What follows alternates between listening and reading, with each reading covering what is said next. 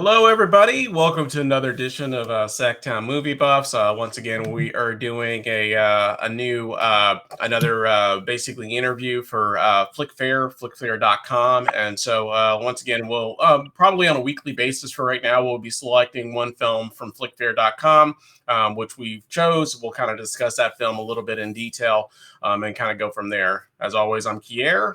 And this is Jason, and let's get into it, man. So the film that we chose for this week for FlickFair was called 12th Street. It's basically about a 47-minute documentary. I think that's about the running time. Basically, it is kind of like a day in the life of prisoners that are actually being released from prison.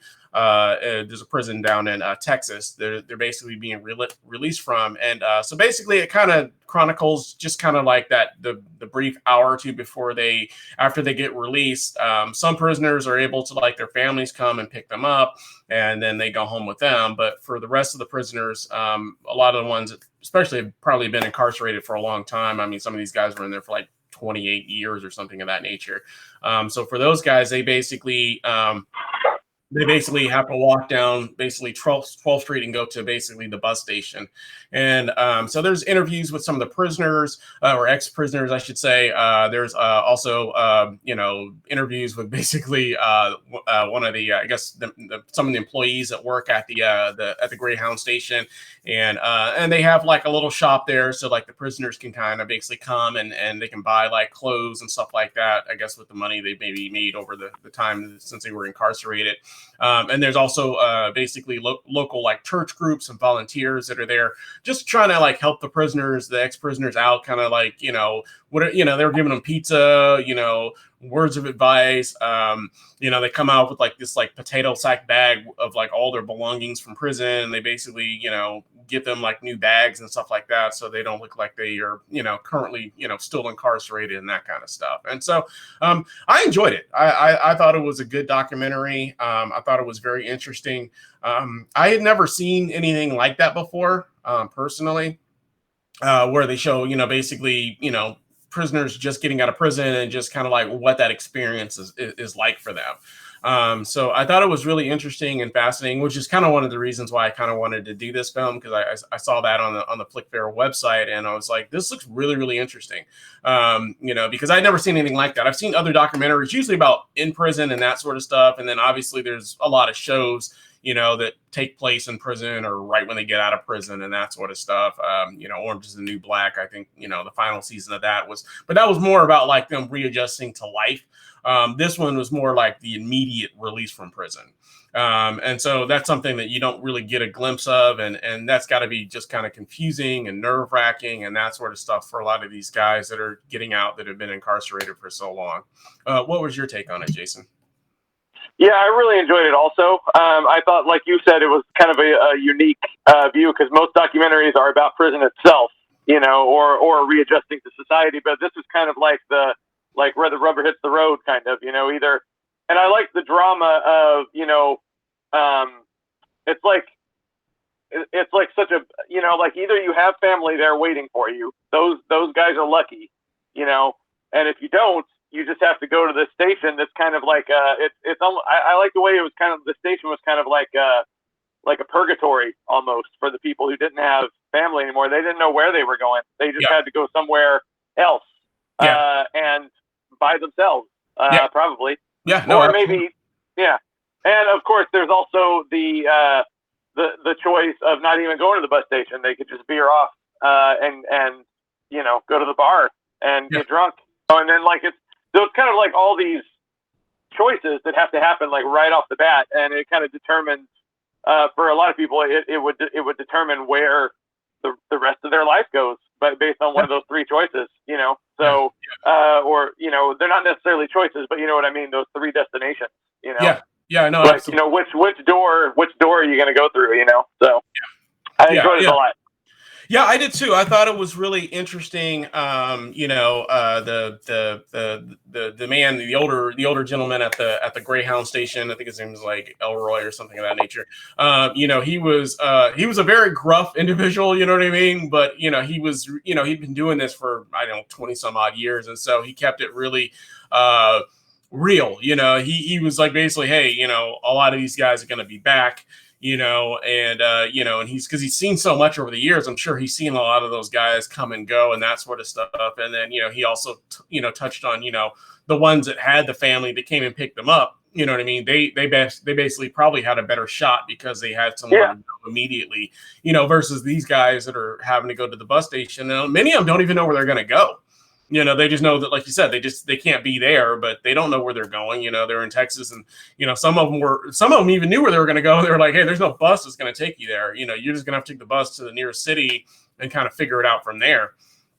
And so it's just like one of those things. And what I liked about the film is that it kind of chronicles kind of like that vicious cycle of rehabilitation from prison and that sort of stuff. And you can almost see immediately why some of these guys go back, because they were there for so many years. Some of these guys, they spend half their life in prison, so they know more about prison than they do about being outside in society. And so I thought that was interesting as well. So I thought that that was something I really enjoyed also. So I thought it was a very, very good, fascinating documentary. Had a great running time. Like I said, it was only 47 minutes long, but and it was mostly set at the bus station. But you could just kind of see, just talking with some of the ex prisoners, the ones that seemed like they really wanted to get their lives straight and were going to make a difference, and the ones that were kind of like off to the left, where you're like, man, I don't know if that guy's going to make it or not. So it was really, really interesting, I thought. So yeah, absolutely. So well, we have it was directed by two gentlemen. So we have one of the co-directors here that we're actually going to be interviewing. So I'm going to bring him in now, just so we can kind of pick his brain a little bit and kind of find out a little bit more about the inspiration for the film and all that good stuff. So I'm going to go ahead and bring him in real quick. It always takes a second or two to bring him in. So there he goes. Hey, how you doing today? Hi, I'm good. How are you? Good. And pronounce your name one more time for me, just so I get it. It's Matthijs. Matthijs. Okay. Yeah. Thanks for joining us. We greatly appreciate you taking your time. And you're actually located in what country again? In the Netherlands. Okay, perfect. Yeah. Great. And so you and your co-director Greg, are you guys been friends for a while? Or? Yeah, he's the neighbor of my parents. So when I was a kid, I was playing with his children a lot in the street, and I was visiting my parents, and then I saw him again, and he asked me to make a documentary with him. So that's the short version. Yeah. Perfect. And so as a neighbor, was that in the Netherlands or was that here in the US? In the Netherlands. He's originally from USA, but he lives in the Netherlands for 20 years now. Something like that. Got it. Perfect. Well, very, very cool. Well, he couldn't join us today. Obviously, he's battling a little bit of an illness. But definitely great to have you. So you guys collaborated. How did you guys come up with the idea for this project? Well, he's Greg. He's from the USA, and he growing up, he read a newspaper and he read an article about this bus stop next to a prison. So he has made a lot of documentaries actually, and he was walking around with this idea for a couple of years, and he just never did something with it until he met me, and we started talking, and I thought it was a really good idea.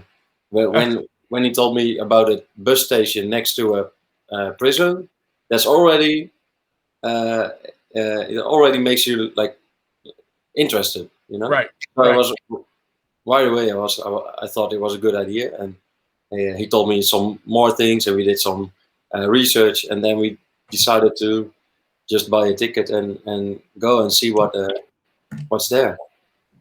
So it was pretty much shot over one day, correct? No, we were there for 1 week. 1 week, okay. Yeah. Okay. And so you guys basically were able to get all these guys on camera and that sort of stuff, and so were you the actual photographer, or how did? Okay. Yeah, I did film it myself, and Greg did most of the interviews, And the son of Greg, Ryan, he did audio. So we were just a 3-man band. Awesome. Well, cool. Well, yeah, I mean, it's a very interesting topic because, it's something that I feel like doesn't get discussed enough. People don't really talk about, the challenges that they have, with prisoners being released, and basically how they're going to stay on the straight and narrow. And I thought it was a really, really interesting doc that kind of chronicled that, and it showed, basically how these guys come out and how they're supposed to adjust to society and how they're supposed to, move on with their lives and move forward. So, there's not very many films that show that aspect, immediately out of prison, So I thought that was really, really interesting. Thanks. Yeah. At first I was a little bit, when we arrived at the bus station, I saw 2 bald guys with tattoos in their face, and I thought, oh man, what are we going to do? I was a little bit scared, I thought they will never tell us anything on camera. They will maybe react aggressive or something like that. You just have this idea of these people. But when you start talking to them, they are surprisingly nice and they are willing to tell their stories. And it was also for me, it was like eye-opening to see. How they can be really nice as well. You know what I mean? Like if you think about someone that walks out of prison, you think about a criminal, right? But they did their time, and they are released, and they're just like you and me again. Right. Yeah, no. I mean, that's exactly right. I mean, most of them were really respectful. They were really nice guys. They didn't. I didn't see any, aggression or anything like that for the most part. I mean, there's a few guys that got a little attitude with being told that they had to get in line at the bus station or whatever, because felt like that was kind of like prison, where they make them get in line, But for the most part, they were really respectful, and it was interesting to see the guys that, went straight to the bus station versus the guys that were trying to go to the gas station in order to get a drink or, whatever case may be. So that was also very interesting and telling as well. But, they were like, well, the guys that come to the bus station are going to be the guys that, have a better shot than the guys that go to the bar to get a drink. Yeah. But, there was also a part of me that was like, well, that's true, but if I've been in prison for 20 years and never had any alcohol, I don't know. Like, do you, you know what I mean? Like I kind of understood, maybe why they wanted to go to the bar, because they hadn't had a drink or hadn't had any alcohol in 20 years. I don't know. For a lot of them, that might be the first thing they just want to do. So I don't know. Yeah, but the problem with that is for some of these ex prisoners, they break parole, or they oh right, and then so when they drink alcohol, like 5 minutes later they can be arrested. That's already a violation. Yeah, I didn't even think about that. That makes sense as well. Yeah. Sure. So that's a problem. Like Elroy, he told us Elroy is the bus station manager. Right. He told us a lot more than we could put in the documentary.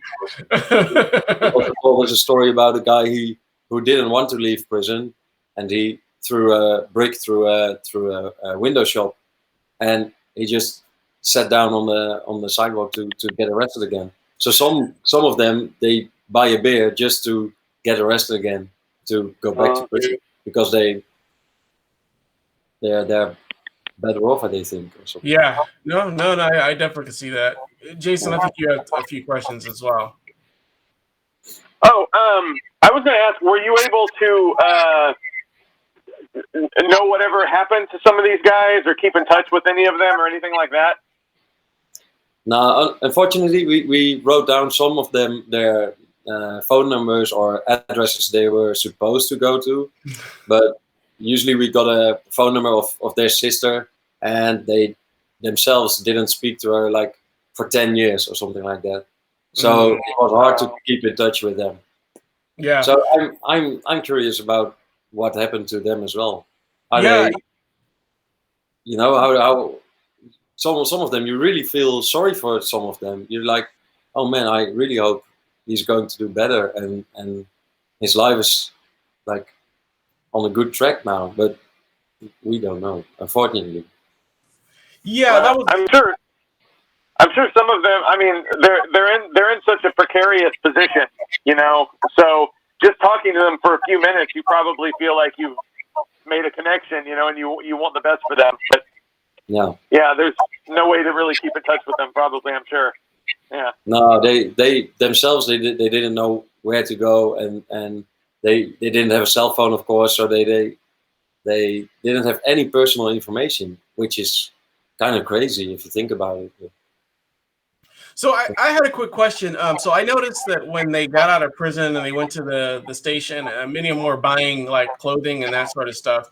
You know, I was always under the impression that when they went to prison, that they had clothing that they came to prison in, and they got those clothes back. Is that not, I guess, what happens, or I don't know? Ooh, that's a good question. I think when you get arrested, you can keep your clothes, but when you get into prison, you get prison clothes. I think your own clothes will be sent to family or something like that. I'm not sure. Okay. But the clothes they get when they leave prison. You can also see that in the documentary. They are given to them, and just with a guess of size, they are just walking in like really wide shirts. And, right. Yeah. So they definitely want to change out of those immediately. yeah. So then and the bus station, they are smart as well, because those prisoners they get $100. Yeah, I guess they earn money for the 20 years or whatever they've been working in prison. So yeah, because they would just want to get out of the clothes the prison gives them, and they just don't want anything that reminds them of prison. It's like, yeah, that's the first thing they want to do. So I think if you sum it up, the pants, the shirts, and the shoes they sell there are almost $100, I think. So they can pay it with their check, and then that's it. Yeah. Yeah, because they probably don't have too much money left over after that, I would think.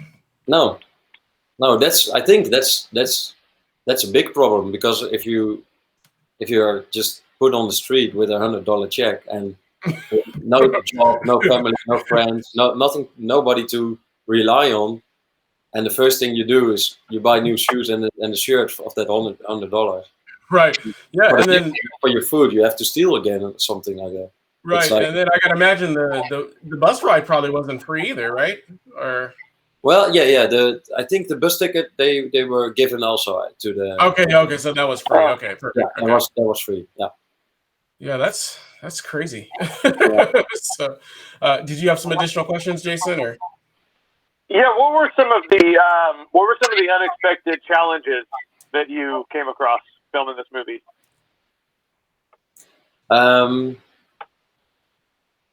Well, there weren't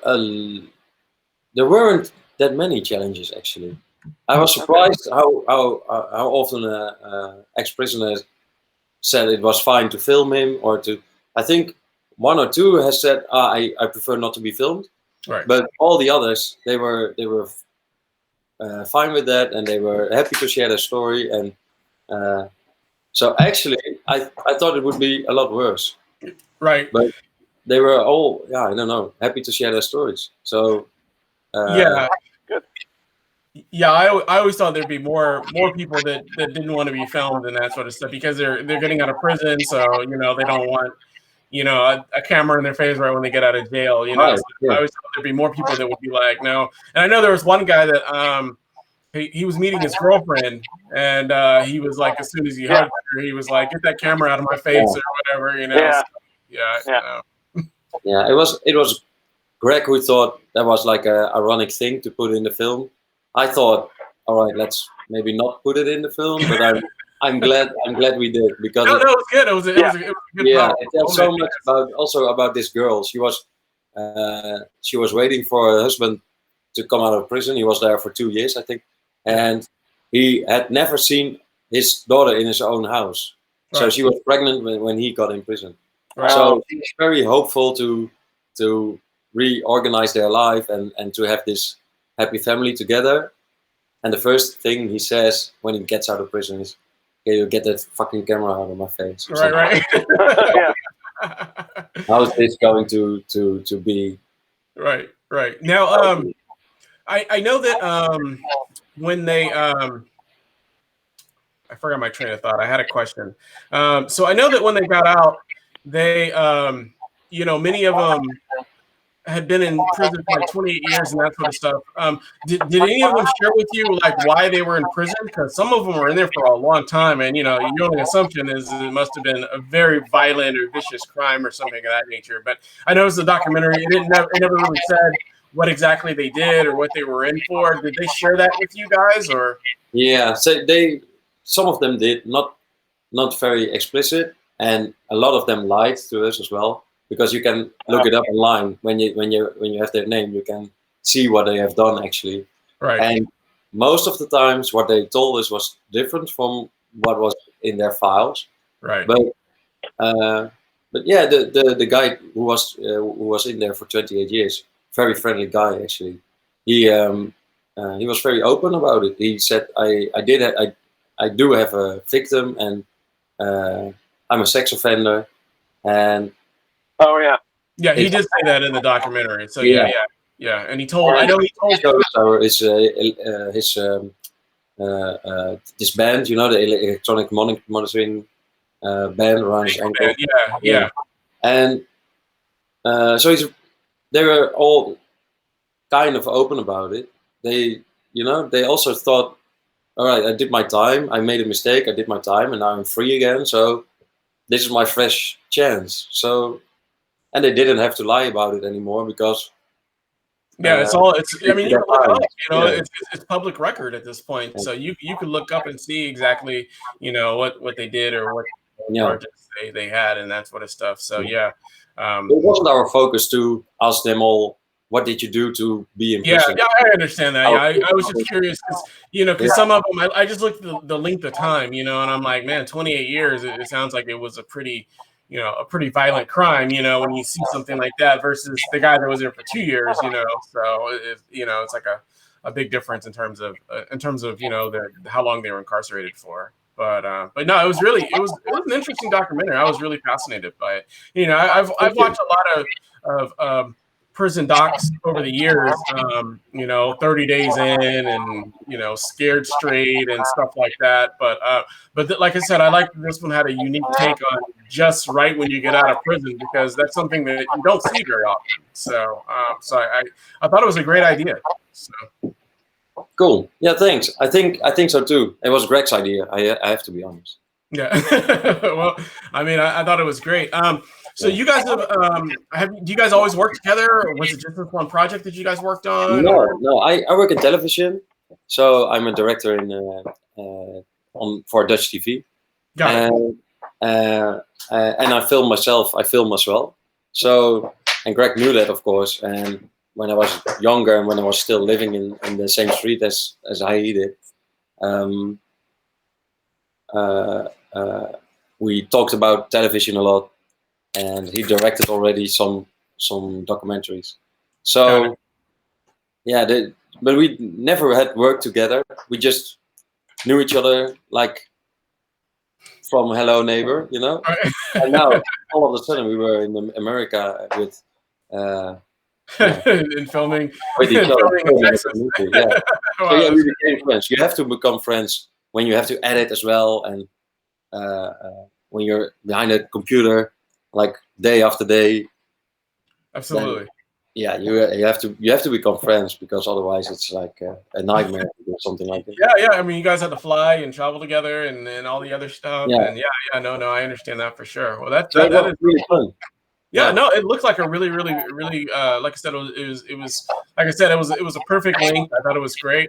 I think it really hit home, even though it was about 47 minutes long. You really got a feeling of what these guys go through and the struggles and all the temptations they're going to have out there. And, and obviously you know, a lot of these guys are going back, but after talking with them, you really kind of hope for the best for these guys, that they're really going to change and really, get back on the straight and narrow and be, obviously productive members of society. But I do like that they also chronicled, how it's going to be tough for them, because, finding a job and a place to stay and all this other, all the other challenges they're going to have. It's just like, the society is just kind of set up for these guys to fail. You know, there's not a lot in place that's going to help these guys in order to succeed and, you know, achieve a sense of normalcy back into society. So, yeah, they're relying on volunteers and on churches, and but of course they have to make money themselves as well. So they have to get a job. That's already a very hard first step. Yeah, you know, especially for someone that, you know, the guy that admitted he was a sex offender and been in jail for 28 years, you know, that guy's going to have an uphill battle for sure. You know, it's like, you know, you hope for the best, but it's like, you know, it's going to be very tough, you know, especially violent offenses and that sort of stuff, you know, to get a job. So, yeah, no. It is very, very tough. You know, I worked in HR and as a recruiter for about a decade. And so we'd see guys, you know, trying to get back, you know, get their lives back together. But it was tough because we didn't accept people that had criminal background, you know, and they were saying the same thing. Well, what am I supposed to do? You know, and it's like, I don't know, you know, I don't have the answers, you know, we're not going to be able to hire you, but, you know, you have to find jobs that are a little bit more, you know, accommodating for hiring, you know, ex-cons and felons and that sort of stuff. So, yeah.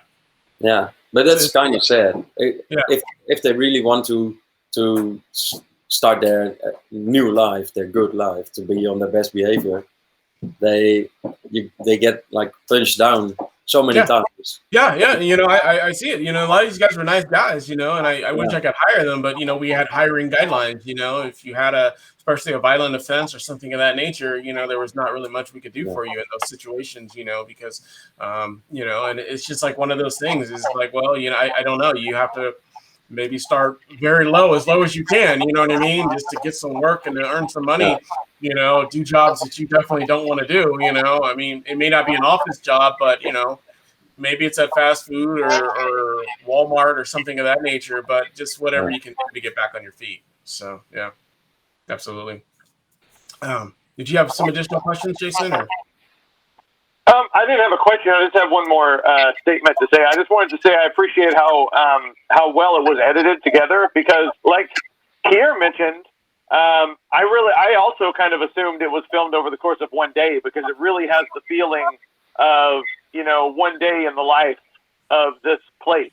You know what I mean? And I like that. And the fact that it was filmed over the course of a week and it was still edited together to feel like one day in this fascinating place.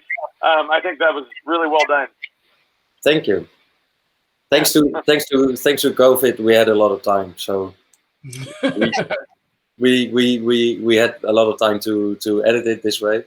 But it took a lot of time also to think about, because we saw like 5 or 6 buses leaving in that week. We had to make a decision. Are we going to show every bus leaving, so they are all going to different places, or are we going to edit it like the bus is leaving at the end of the film? And I think that really works as well. Yeah. Because also as a viewer, you don't know, you're like, they don't know where they are going. Yeah. But also as a viewer of the documentary, you're like curious about what's going to happen. Yeah, it leaves it kind of ambiguous. You know, we don't know where they're going. We know they're leaving, and it's just like they got so many different paths and so many different obstacles that they're going to come up for these guys. So no, I thought that was interesting. But yeah, I mean, hats off to you guys. I thought it was a great documentary. I definitely enjoy it. I urge anybody to, you know, obviously look up 12th Street online and watch it. Like I said, I know it's on FlickFair, but I've seen it in other avenues as well. So you can definitely find it in various locations and check it out. Like I said, it's a very powerful documentary. Was there anything that you wanted to add or future projects you're going to be working on in the near future or anything of that nature? No, I'm still working at Dutch television, but hopefully I can make another documentary like next year or something like that. Yeah, it was my first, so I really got energy from guys like you. Yeah, no, well, you guys did a fantastic job. You know, I definitely urge you guys to do other pieces like this, and I like that, you know, it focused on something that doesn't get discussed and doesn't get talked about very often. So I would definitely urge you guys to continue with the filmmaking, and you know, like you said, it might be tough, obviously, to follow up with that documentary, but you know, follow up with people because you lost contact. But you know, something similar in that nature, I think, would be a great idea. So you know, I think that would be awesome. You know, to show and chronicle, you know, the difficulties that people have, you know, getting out of prison, and maybe, you know, 1 week out or something of that nature. You know what I mean? Like something like that would be really cool too. I think, you know, show, you know, what, you know, getting into the halfway house or wherever they're going to go, and the difficulties. But of course, you have to find guys that were willing to let you follow them around. That's probably more challenging though. So it's probably.